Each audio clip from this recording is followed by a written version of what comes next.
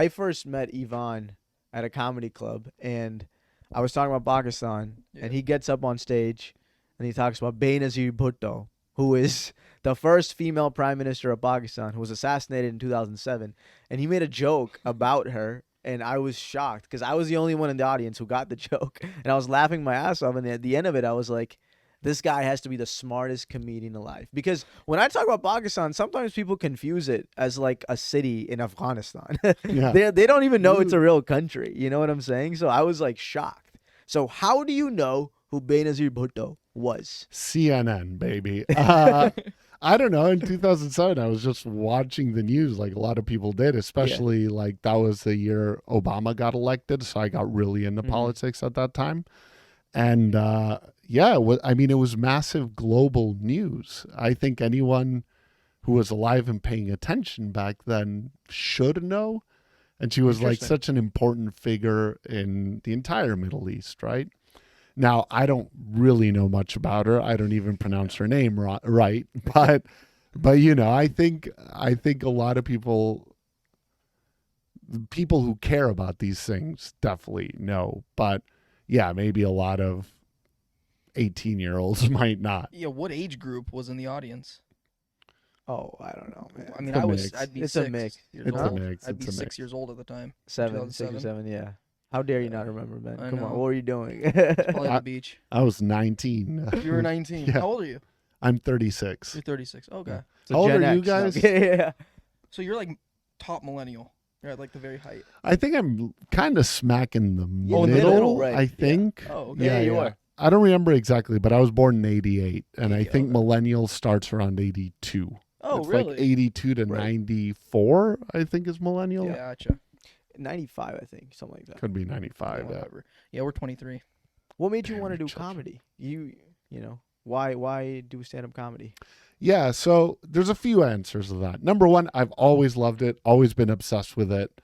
I was telling you before we started recording, I only watch like comedies. I've never seen a drama, essentially. Like, never seen Game of Thrones, never finished Breaking Bad. Game of Thrones? I don't care about Game of Thrones. Wow. I just don't care, but I've seen every episode of Seinfeld and The Office and Parks and Rec and more modern stuff, like obviously like Barry, things like that. I watch a lot of late night comedy. Even today, I still watch old late night stuff like Craig Ferguson, Conan O'Brien. Right. I've always been obsessed with it. I love Conan. Yeah, he's the best. You haven't seen Oppenheimer, like any drama ever? I've seen Oppenheimer, Okay, but so it took me yeah. a while To to watch see it. And Oppenheimer. honestly, I was Yeah. way more excited about Barbie. But Oppenheimer was great, actually. Well-deserved Oscar, I guess. So I thought it was great. But always obsessed with comedy. There were a couple of times where I kind of started once when I was 18, but didn't really progress beyond just like writing jokes and looking up open mics, but then I never actually went. When I was 28, I was in business school, and one of the guys in business school was like putting together a comedy show, and he's like, "Hey, you're silly, like fucking Silly. yeah, you're a Right. goofball. Like, why don't you try it?" And I did 15 minutes. The first time I ever Wow. did comedy, Oh, shit. and it was like in front of 200, 300 people. They were all classmates, though, right? Right. And it went so well. So Really? well. The first time I Wow. ever did comedy might have been the best time I've ever done Really? comedy. Crushed Oh, it. that's badass. It's way easier when everyone's like a classmate because it's a supportive room. You can make a lot of inside jokes that kill. So after that, I did comedy for a little bit, but then because of work, I stopped. So that was back in 2017. Okay. And then, I work in finance, very demanding jobs, blah, blah, blah. And then in 2022, I went through a very, very bad breakup. And then after that breakup and like my job getting just busy to an extent where I didn't want to do it anymore, I was like, let's burn this life I have to the ground and start again as a comic. Yeah. Average breakup. Average breakup. Classic. Yeah. But listen, you went to Harvard Business School, right? Yeah. And You went to you went to Harvard Business. I Yeah, know he just this. said Okay. business school. You know, Yeah. he was a very humble guy. So he went to Harvard Business School, and you do comedy there for the first time for 200 people, and you do 15 minutes. Mm-hmm. That is insane. That is. Because everybody's first time, they do like 3 minutes, 5 minutes, maybe 7, but 15 is like a proper set. Yeah, it was a I prepared for that for like a month and a half. Like wow. the moment Yeah. my friend told me, I started skipping classes and like just focusing on writing jokes for this set.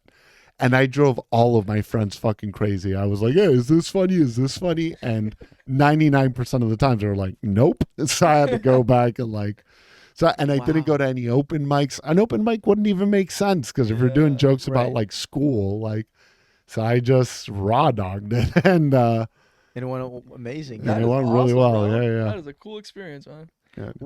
So when you were at Harvard, because it's a very strenuous school in terms of academics, right? Mm-hmm. Did you feel like when you were in business school, you weren't fulfilled in a way? Like, was that in the back of your mind? Like, comedy is really my passion. Why am I here? It's not that I was like, comedy is my passion. I just deeply felt like an outsider. Okay. And I felt this way throughout my career at all times. And it's not that I didn't love a lot of these people. I Right. fucking loved them. Some of my best friends are from business school. But I think they would all agree I'm different. Like I do the work and I can do it okay, but the degree to which I don't give a fuck is like I would go to classes and like people would get excited and there would be debates in class. So the format of class, it's the Socratic method. So it's a professor, right. there's 90 students, and they don't give lectures. It's all driven through conversation with the students. And the whole time I would just be sitting there like drawing, not paying attention at all. And if I ever made a comment, it was just jokes. I would only make jokes, but jokes related to the topic. So I was just kind of learning how to improvise and talk in front of an audience. So you're like Well, if Goodwill class. Hunting went to business school with a No, sense of because I was humor. the dumbest one there. I want to Really? be So you clear. weren't okay. It's not like I was the smartest one. Yeah, No, but I'm imagining you at being like all. yeah. No, I would say when you put me in a room full of smart people, I'm the dumbest one there usually. So yeah, but like financial analysis or putting together a business plan or whatever, I find it very dry. And yeah, sure, it can be more fun than other jobs, but it's still a job. Well, some of the people there are just so passionate. They just want to start this, laundry startup app, which there were a few of those. They're like, I want to revolutionize laundry. Laundry. Like, cool. But they were so passionate about that. Or people who really wanted to go into Wall Street or consulting or, and I just never had that, not even a little bit. So before Harvard, what were you doing? So I spent 2 years in investment banking in New Okay. York, and then 3 years doing hotel development in Latin America. So like opening up new hotels in Latin Really? America. That is Yeah, badass. it was a cool ass job. That's a cool ass job. Yeah, I was based out of Miami, which, by the way, living in Miami is the best. I would I can imagine. every right. day. I'm like, I should drop everything and move back to Miami. So what drove you to business if it's like kind of drier to you? Yeah, well, that story goes back to being a teenager. I was a very creative teenager. Like I wrote music, I wrote comic books, write jokes. I was always like doing little comics and passing it around class. I was in the group of people who was always like sitting in the back making jokes and whatever. Okay. And I really wanted to study advertising. That's what I was going to do. And my parents were like, that's not a real thing. So you have to study either like Interesting. economics or law or like med school or engineering. Like those were Right. the only options. This was still back in Argentina. So at that point, I decided to study business. And then when I moved to the US, I switched to finance. Mostly because I was living in the suburbs of Maryland and I fucking hated the suburbs. I hate suburbia. Yeah. If you live in suburbia, I apologize, but I hate it. You're speaking to a man. Yeah. Yeah, sorry. Sorry. We're offended now. Sorry, yeah. burbs boys. Burbs. But I didn't want to be a burbs boy. So I was like, the fastest way to get to like New York is study finance, move to Wall Street. So that's what I did. There was no plan. I just kind of did things as they came along. So Interesting. before we start the podcast, you were telling me you moved from Argentina twice, right? Yeah, So were that's you right. born? In Argentina. Okay, Yeah, so you're yeah. born and raised there, would you say? Or Half and half. So Half I and was half. born in Argentina, moved to the U.S., to the Washington, D.C. area when I was 3, went back to Argentina when I was 9, came back here when I was 18. Oh. So a lot of back and so your forth. formative years, 9 to 18. Formative years in Argentina. I still very much consider myself Argentinian. I mean, Like, you are, yeah. Yeah, exactly. Obviously, Yeah. when I hang out with Argentinians, I'm definitely the most American one there. Like whenever I go back, like I am now Yeah. a little different. Like I like, Mm. caramel macchiatos or whatever the fuck. Right. I drink kombucha. Like that's not something you do down there. But Do you miss it? oh yeah, every day of my life. Really? If Argentina weren't a constant shit show, I Yeah. would have never left. Wow. Yeah. What city in Argentina? Buenos Aires, Aires. the capital. Yeah. Can you describe it? Buenos Aires. Yeah. It's a beautiful mess. It's a Like, beautiful It's a mess. beautiful mess. Buenos Aires is a beautiful mess, dude. Let's start with Argentina got immigration, huge amounts of immigration from Italy, France, Spain, also the Germans, but we don't need to talk about Dude, that I was right literally gonna now. ask, is there German towns? Yes, there are German towns. They are That out is- there. I just stay away from them. And every now and then you'll That's meet, wild. even in Yeah. Buenos Aires, you'll meet a dude named like Miguel Schneider, and like what his grandpa was up to, Yeah. Did you ever come across, you know who? Adolf or Adolf? Adolf? Yeah. No, A certain but gentleman. Adolfo? I Not a did- gentleman. Adolfo? Adolfo. Adolfo. Adolfito Hitler. Adolfo Hitlertino. So I never met Adolfito, but when this last time I went to Argentina in November, I went to visit, and I went to a town called Bariloche. Bariloche was not founded by the German immigrants, but the boom of that city came when the German immigrants came in. And we were walking around the town, and at one point, my cousin, she's like, "Oh yeah, that's Hitler's house." Like, what are you talking about right now? Oh Like, my yeah, god. that's where like he lived and died. I'm like, he died in a bunker in Germany. killed or himself, right? whatever. Yeah. Killed himself. She's like, please, like you believe that? What the fuck? So like, ooh.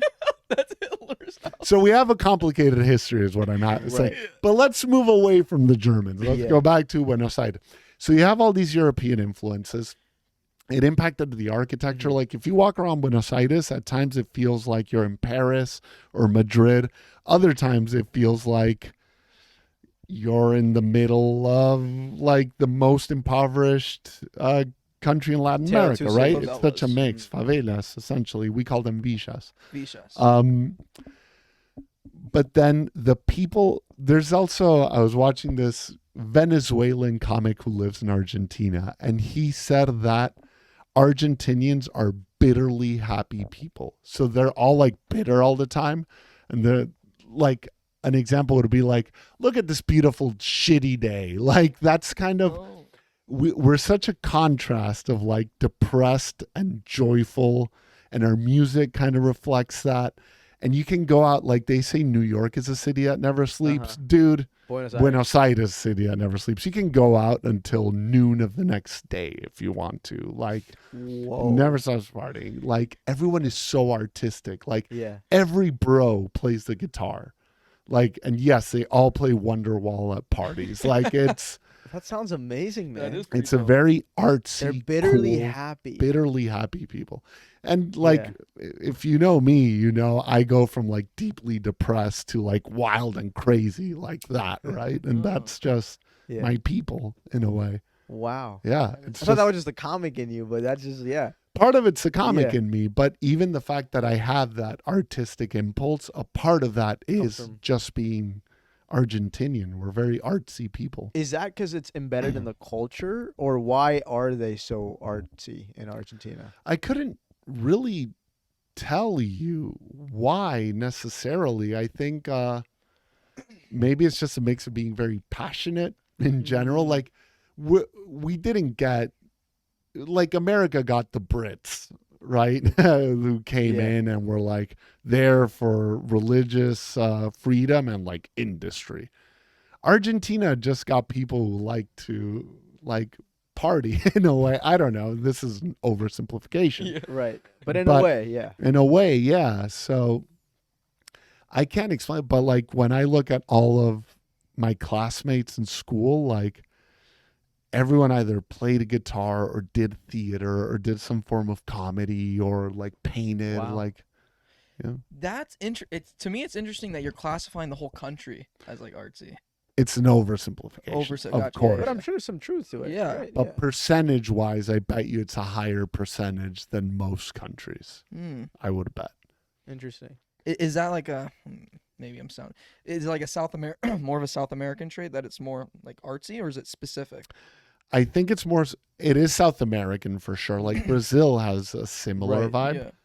But I think a lot of like entertainment and music across Latin America, it's changed Mhm. recently, but a lot of it was just exports from Argentina and Mexico. Mm. Like music from Mexico, telenovelas from Mexico, or telenovelas from Argentina kind of traveled all over the place.